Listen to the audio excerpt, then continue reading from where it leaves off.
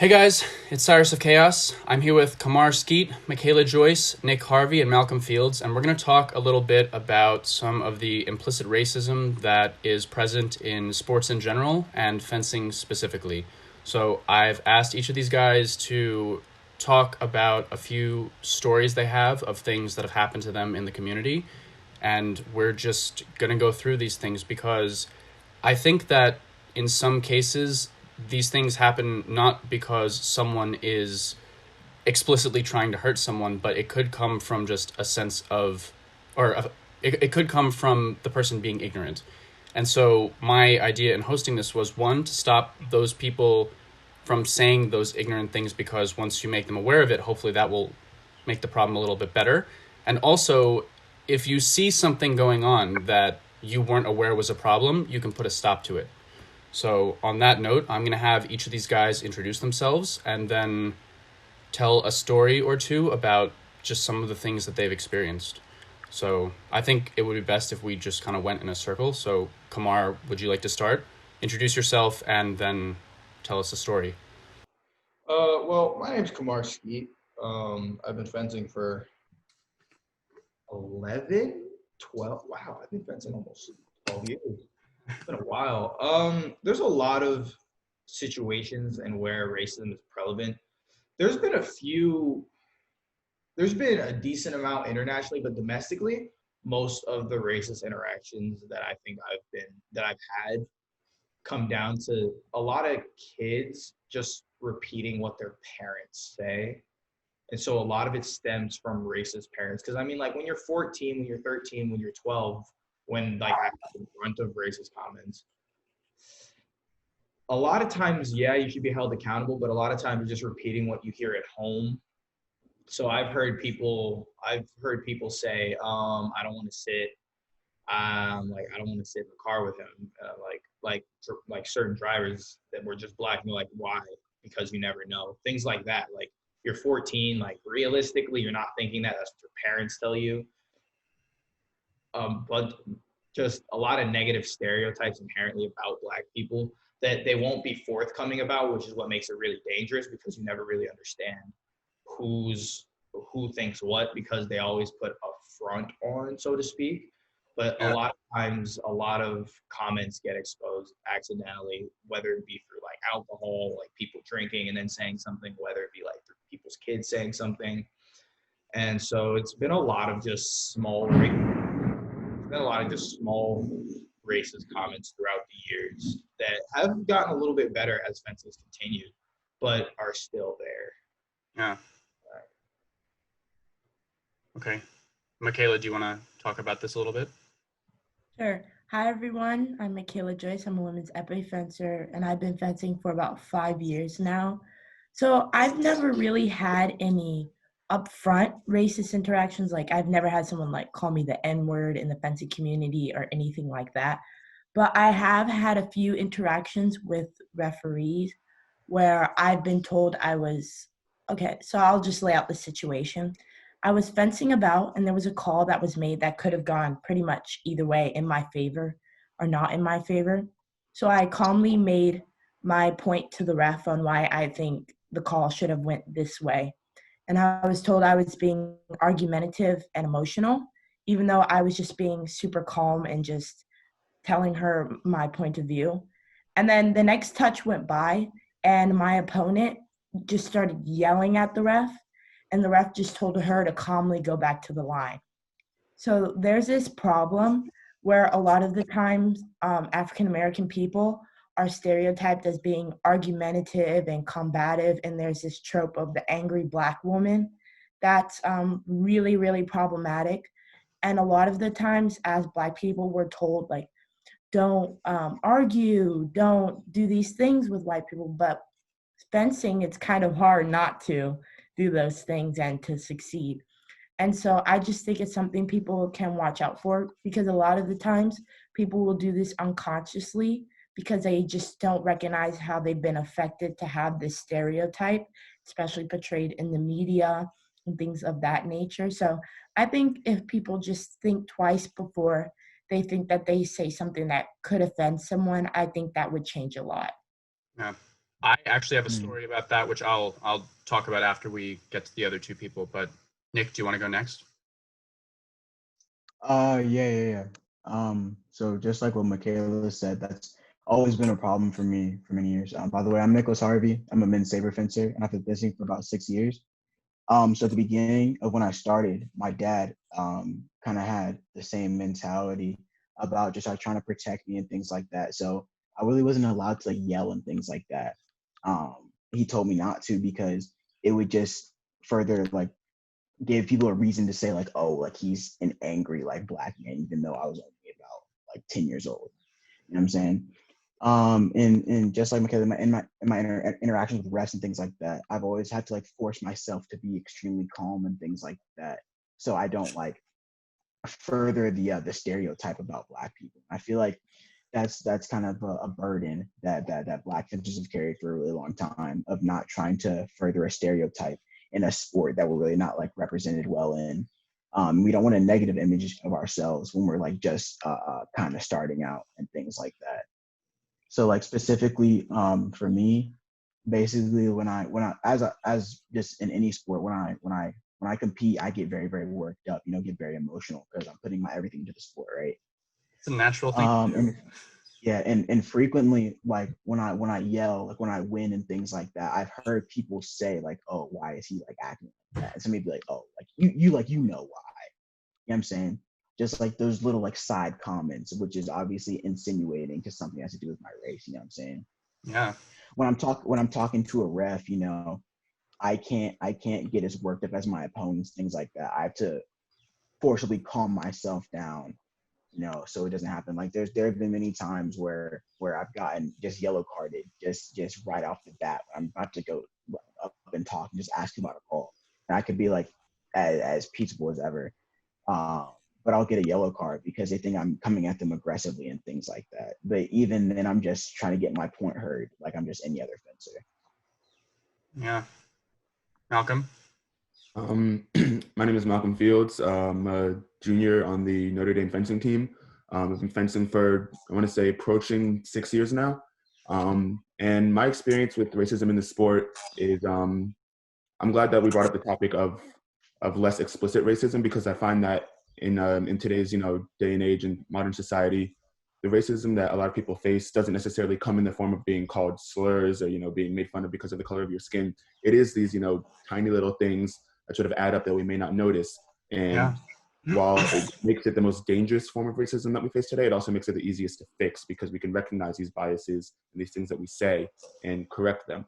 As for my experience specifically in the sport, I find that both on like the national and international and especially the collegiate level, there's this sort of idea of racial performance and representation that is, when I'm on the strip, I'm not just a fencer, but I am a Black fencer. And, it's not necessarily always a bad thing that, I feel like I'm quote unquote the Black guy on the strip. But at the same time, I have to sort of always remind myself that whether I like it or not, I am representing my race.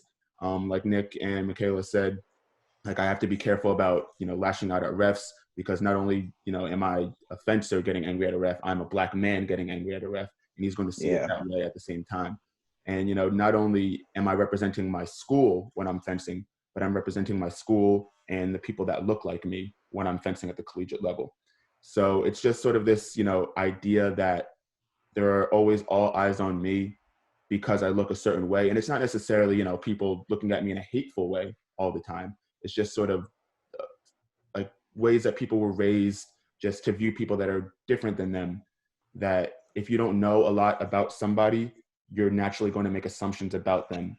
And with, people watching closer than they may others that have the same skin color as them, if they're watching me that closely and they're more prone to making assumptions about me, it can lead to dangerous assumptions and statements being made. Yeah, totally. So something that three of you have brought up now is the angry Black man or Black woman stereotype. And I saw that situation happen at a NAC last season, where a friend of mine who is a Black coach was coaching one of his students against someone with a Russian coach. And the referee was pretty new, so he was not very strong. And the Russian coach was just screaming at him like the whole bout, and my friend's student was winning, so he was pretty relaxed and quiet the whole time. But towards the end, when it was getting a little closer, the referee made a call that was against my friend's student, and he got up and was like, "Can you explain that call?" Yellow card. And it's easy to dismiss those things as like just kind of you can make excuses for it like one-offs, but when you see everything happen together, it forms a pattern that's hard to ignore.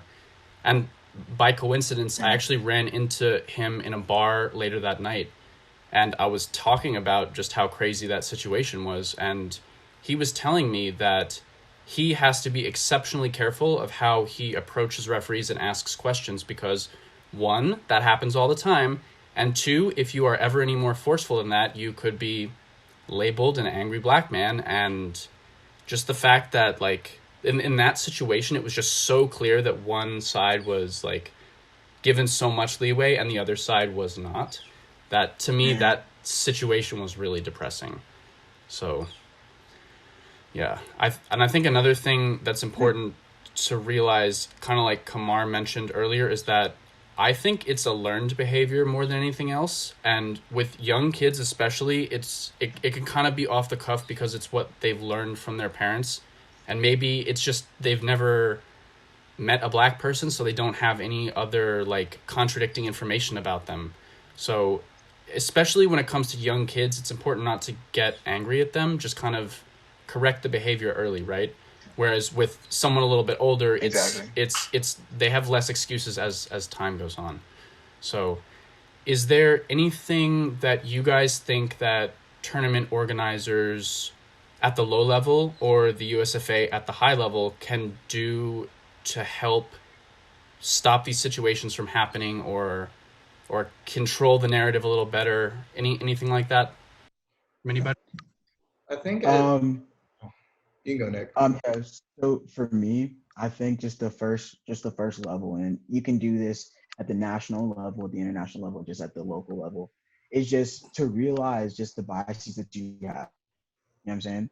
Just recognizing the problem first off, that when you look at a fencer, at a black fencer, what you automatically think about them just by looking at them, like you don't even know their personality yet.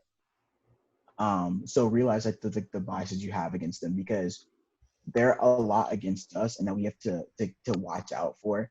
And I'm hopeful for a day where I don't have to watch out for that and watch my every single action to make sure I'm not like I said before, furthering a stereotype. Secondly, just have discussions about this. I really like what USA Fencing has done with the diversity board that they're creating and things like that, because that's a great way for them to open up conversations and things like that about the things that are going on. And finally, I just want people just to understand that this does exist. That is not something that like we like make up sometimes, or as an excuse to why we don't do certain things or something like that. It does exist. It is real, and people just need to go ahead and recognize that. Yeah, for sure. Kamar?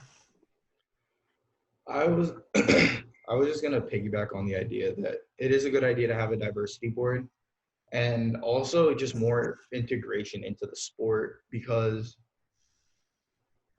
when there isn't a lot of, for like in fencing, there's not a lot of real black people. There's a lot more now, but there's still not enough to the point where there's in where it feels integrated, so to speak. Like it still feels like a kind of a pretty small, tight-knit community, which is perfectly fine. But the minute we get more just general diversity, I feel like that could have really positive effects. And that's why it's getting better over time, because as more black people, as more like Hispanic people, as more everybody integrate into the sport, I feel like people can learn more without having to be explicitly sat down and explained to, because they can see it with their own eyes.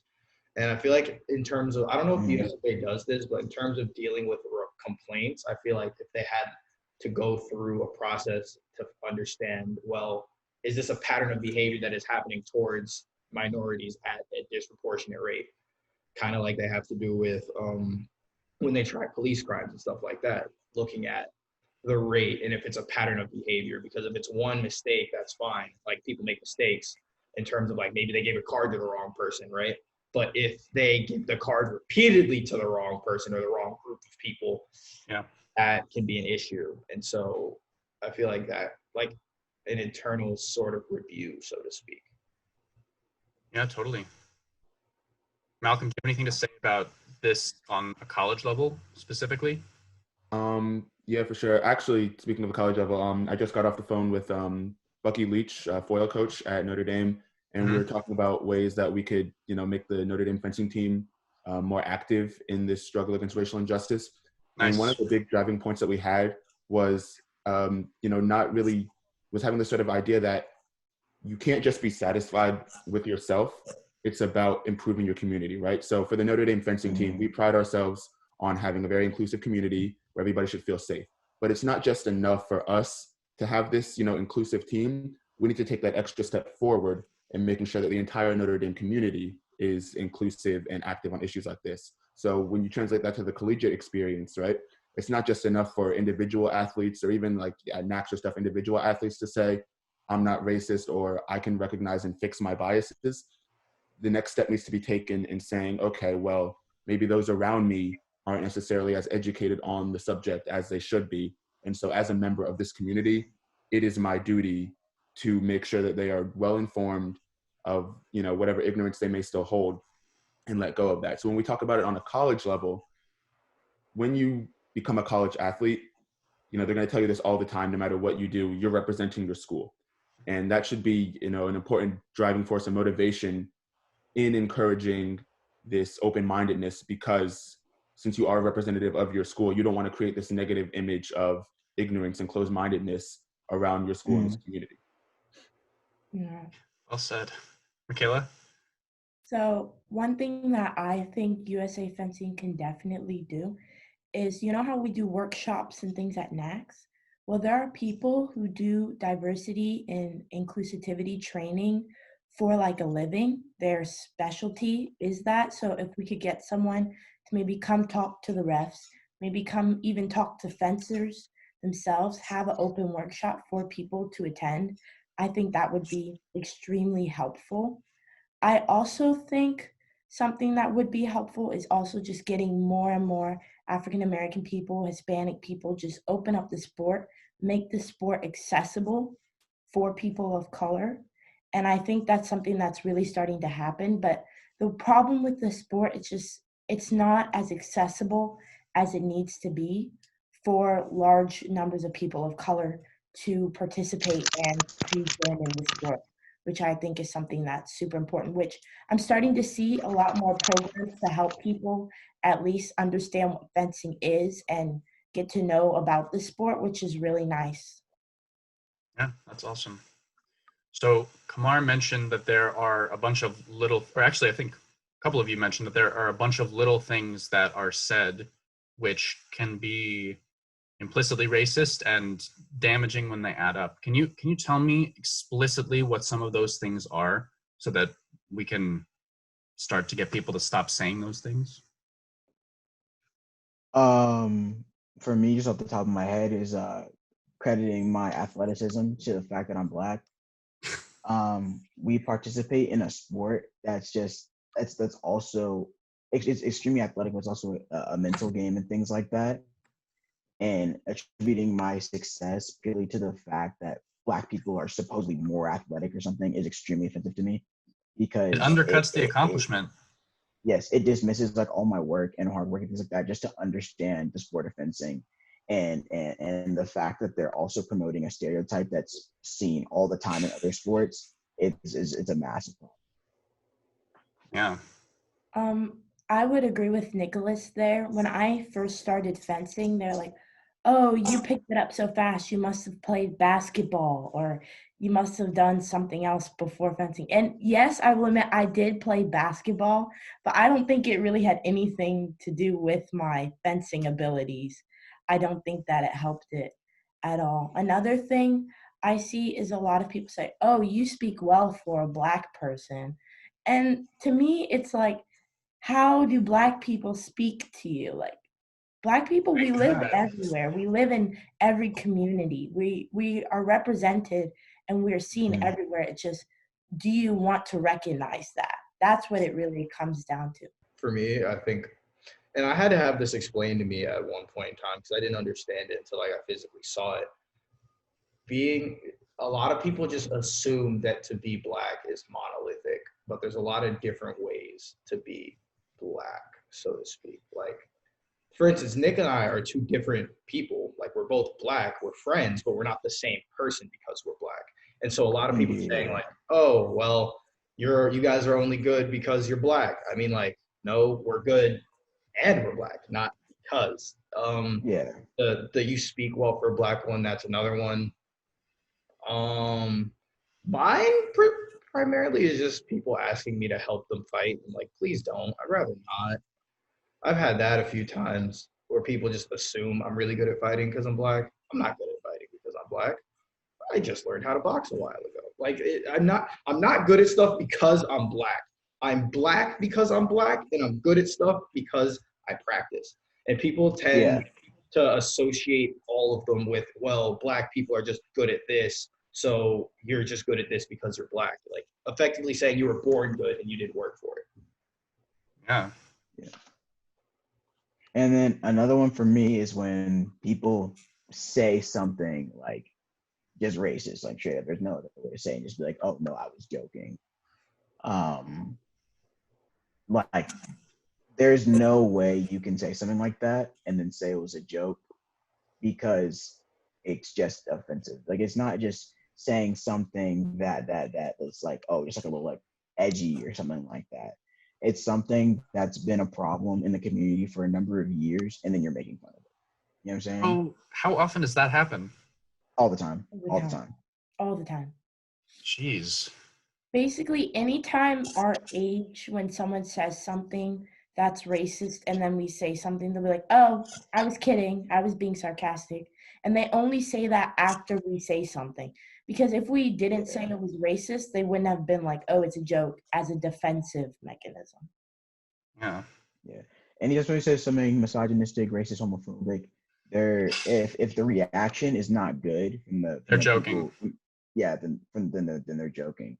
And I just find an extreme problem with that. Like, I know a lot of people will say like, oh, like are you stealing this or something like that? And I'd be like, bro, like what are you saying? And they'd be like, man, I'm joking.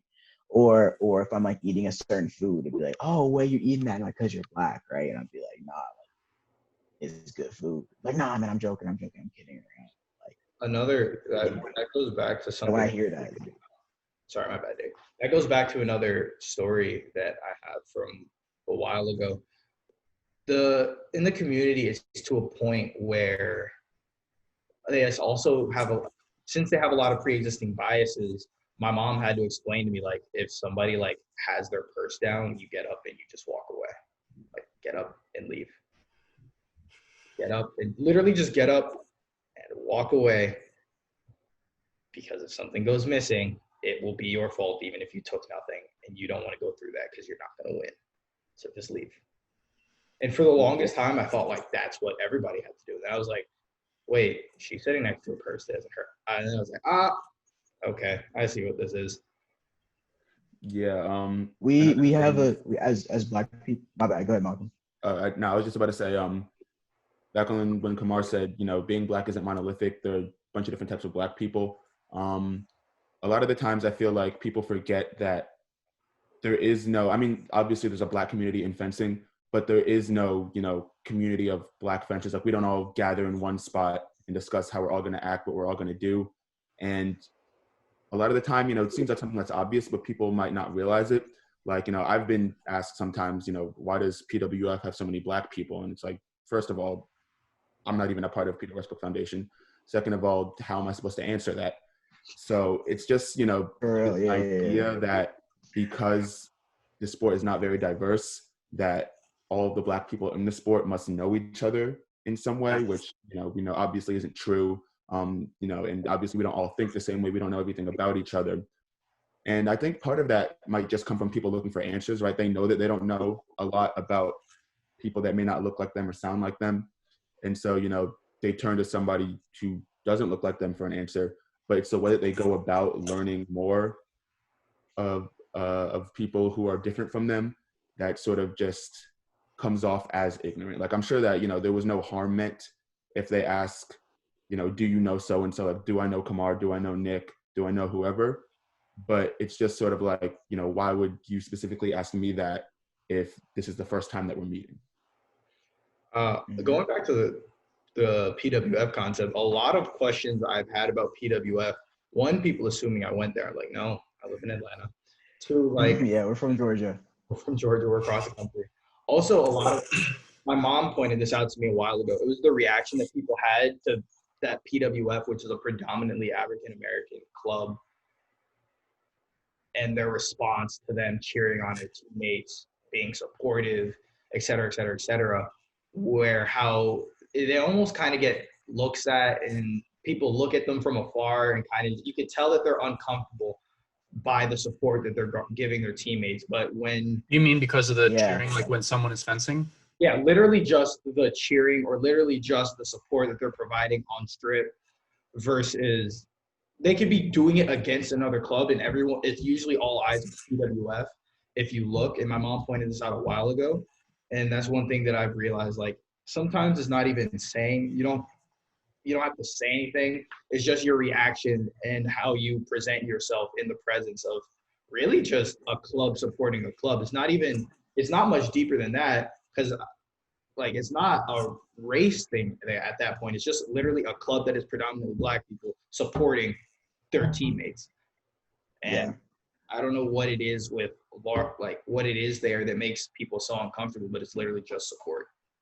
Exactly. Like, when I first got into fencing, the only like cheering I saw was like the like polite golf clap and things like that. But then when you go to tournaments and as you start getting like older and like more vocal and things like that, like I know for me, like when I cheer my friends on, I go crazy because like I love seeing like their hard work pay off. You know what I'm saying? So it's like I might be wild on the side of the strip. You know what I'm saying? And people like look at me like what is he doing? I'd be like, this is the way I just express myself and things like that. And I get judged because of that. And then also it's like back to what Kamar said earlier about like about leaving, like when there's a purse right there.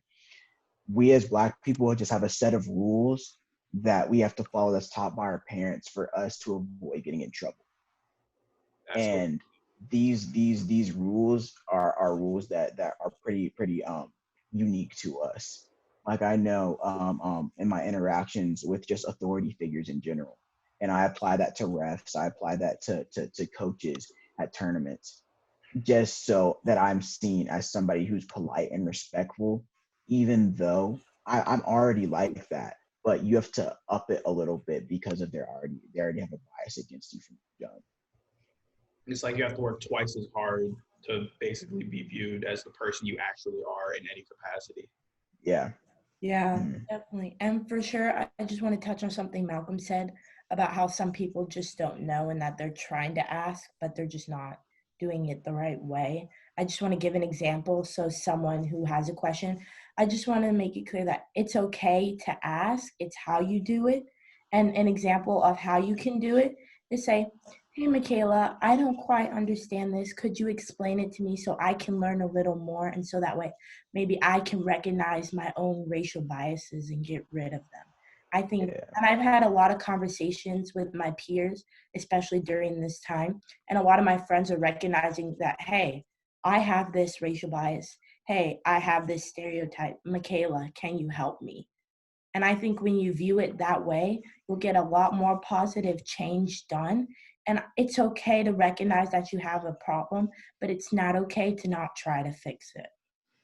Yeah, well said. Yeah. Also, going off of that, it's just like, if you ask me a question, don't act like I'm a representative for all Black people.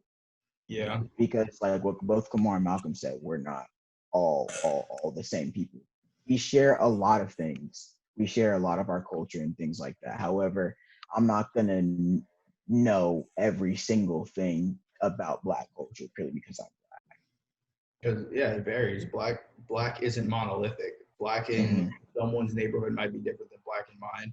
We're all molded by our experiences, but the problem is, like, being Black in different parts of the country has so many different experiences and so many different connotations that we're all different people. We're all different. So like, that's why, going back to PWF, New York is an environment that has encouraged that for a while. So there's one or more that are out there doing it.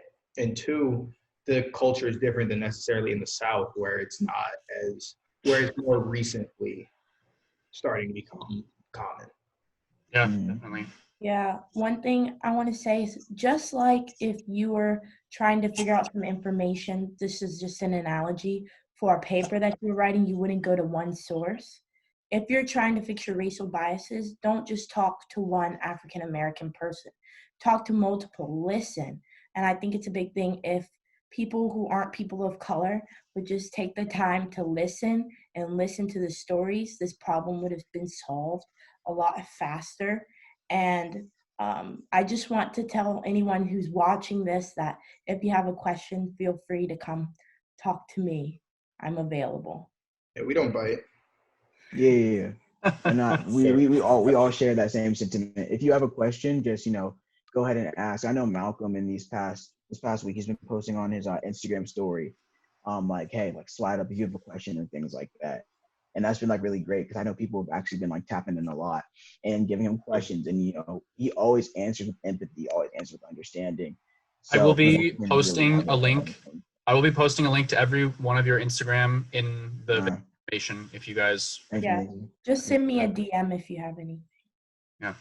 Like I posted a couple of days ago my opinions on everything that's been going on recently, and a lot of people on Instagram Live, and a lot of people actually put in questions and things like that. And I love taking the time just to make sure everybody understands what's going on, because this is a big problem in our country, and I'm willing, and I'm pretty sure everybody is willing to take the time to go ahead and fix it.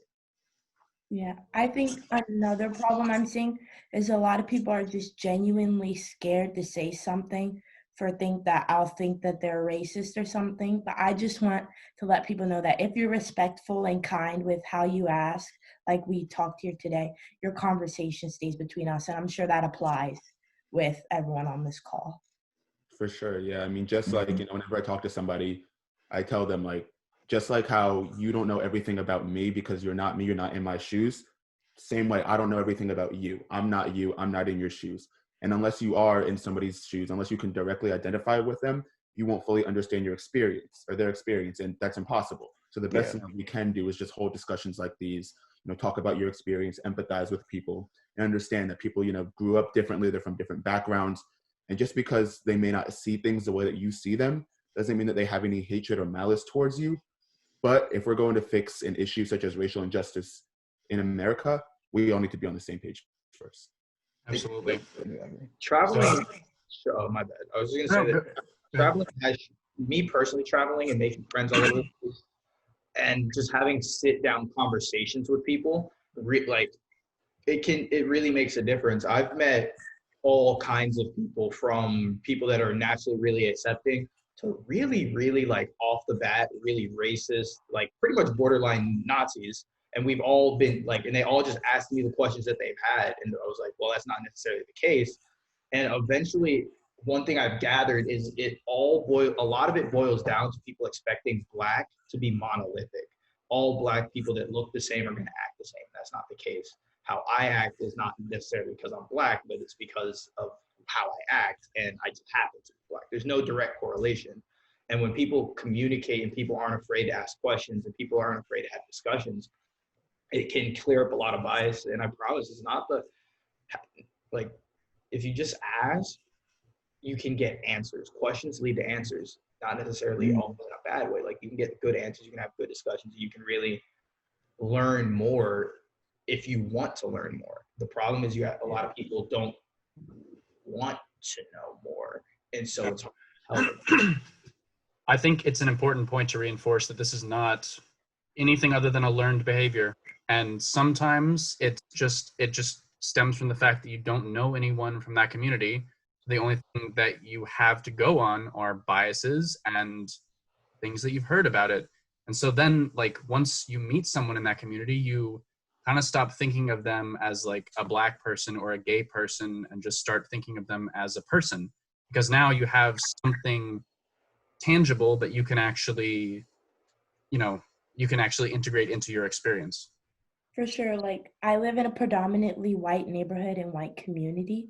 So when my family and I first moved here, a lot of our neighbors had like premeditated opinions of what we would be like and what we would act like when we first moved in. But then we started having discussions and reaching out and talking to our neighbors, and I'm witnessing a lot of my neighbors change how they think of African American people as a whole because of this. For sure. Awesome. So how can people in the fencing community who are not Black help get rid of this kind of culture of implicit racism? Call people out. Call Call people out. Just call people out. 100%. If you see your friends saying something, and like back to the thing where you go, oh, it's a joke, you're like, no, it wasn't a joke. You totally meant that. You know what I'm saying? You totally meant that, but then because of the reaction, you say it's a joke, right? Call your friends out and things like that, because there are going to be a lot of spaces where people won't say like those types of statements in front of people of color, in front of Black people, things like that. But when they're with their friends, when they're in their comfort zone, things like that, that's when they're going to say things like that. So, just go ahead and call out your friends. So Also, another thing, I think it's really important that it's very difficult for some people to call out their friends. Like it's a hard thing to do.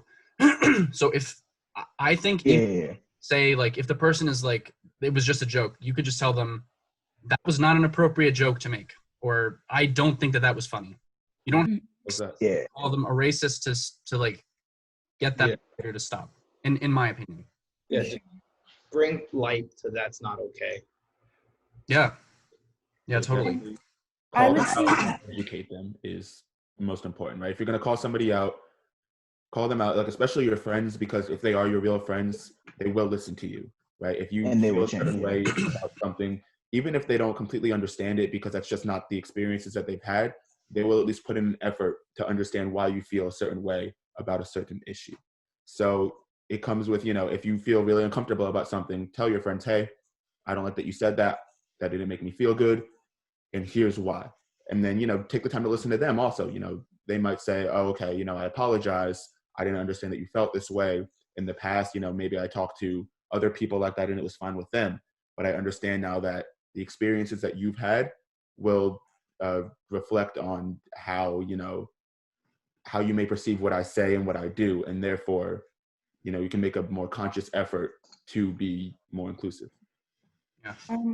Another thing also with holding people accountable, I think this is a systematic issue in my point of view, more than an individual person issue. I'm not saying that individual people aren't important, but it's really a system.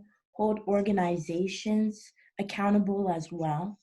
Help us advocate so organizations don't see it's, oh, just Black people have a problem with this.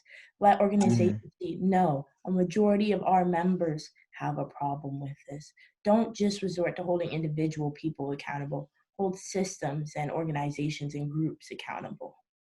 That doesn't, I agree. And a lot of people, it's not only friends, right? Like, it's everybody needs to be held accountable, from strangers to family members. Teachers, coaches, everybody everyone should be held accountable. Accountability is key. And when you start holding people accountable for the things they say, the things they do, then things get a lot better. I think. So like conversation more, because a lot of people don't want to have this conversation because it makes them uncomfortable. Exactly. Yeah. So for me, it's like I know a lot of like my European friends and things like that. Like when I travel internationally, they really do not understand like the effect of the things that they say sometimes, because they don't like see it every day like we do in America and things like that. So it's been cool for me to tell people, be like, hey, like this is not okay anywhere in the world, even if you're like outside of like the main sphere of where it's happening, and just going ahead and just educating people about it, because like people, like I know Andrew said this before, and this is 100% true. This is a learned behavior. So to be able to unteach it, you just have to be empathetic and take the time to talk to people about it. It really only becomes a problem when people do not want to get help. Yep. That if you don't want to get help about it, then I'm sorry, I can't help you out. If you're not willing to recognize the problem and say, hey, I can't do this by myself, I can't fix it by myself, I'm gonna need you to help me, I'm 100% okay to do that. But if you're not willing to take the time to go ahead and unlearn the things that you've learned, then at that point, it's up to you, honestly. Yeah, and even if you don't necessarily want to talk to someone about it, maybe you're shy or something like that, African American people have been writing for generations and years and years and years. Go look at written resources, go read, look at data, and I'm sure it will change your point of view and opinions just through that. Yeah, totally. So I'd like to bring one other thing into this conversation. The N-word, as said by non-Black people. I hear this sometimes when people are singing along to songs, or sometimes just in like a group of friends, a white person will say it. What is your opinion on those situations? Well, You can go first, Michaela. Yeah. okay. So in my opinion, the N-word in itself is a word that was built on racism and hatred. And for anyone to say that word, no matter the circumstance, well, not anyone, African American people can say the word because we're reclaiming the word. It's different for people who aren't African American because the word itself is rooted in hatred and rooted in oppression and was used against us for years and years. So that also means that we have the right to say it because we are reclaiming the word. And just as the word was used against us, we can now use the word in our own way because we are taking over control of it. Yeah, I mean, going to college with a majority white population, you go to parties, play rap songs with the N-word in it, majority white people there.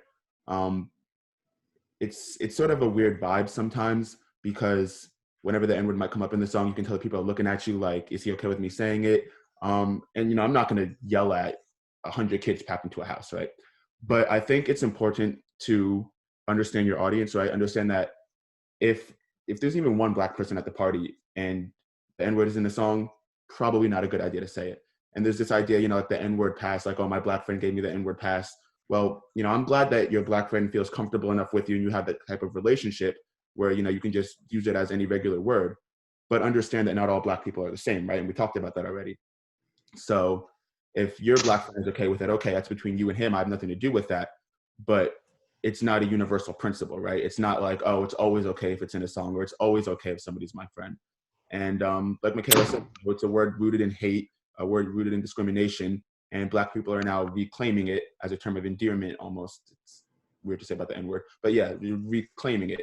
And so, yeah, I'd say just know your audience at all times. That doesn't mean if you're not around any Black people, it's okay to say it, because you have to understand that, again, it's a word rooted in hate and discrimination. But understand your environment whenever you decide to use a word such as the N-word. Also, one thing that I just want to add on to what Malcolm was saying is that this also comes down to white people holding other white people accountable. Like, if you're just in a group with all white people, maybe you're dancing and someone says it, you don't have to make a big deal about it. Just maybe even have a private conversation later with them, or just turn to them and say, hey, that wasn't okay. Next time, don't say that word. I'm not comfortable with you saying it. It doesn't have to be a really big spectacle. It doesn't have to be this. Yeah. Like, it doesn't have to. You can do things quietly and.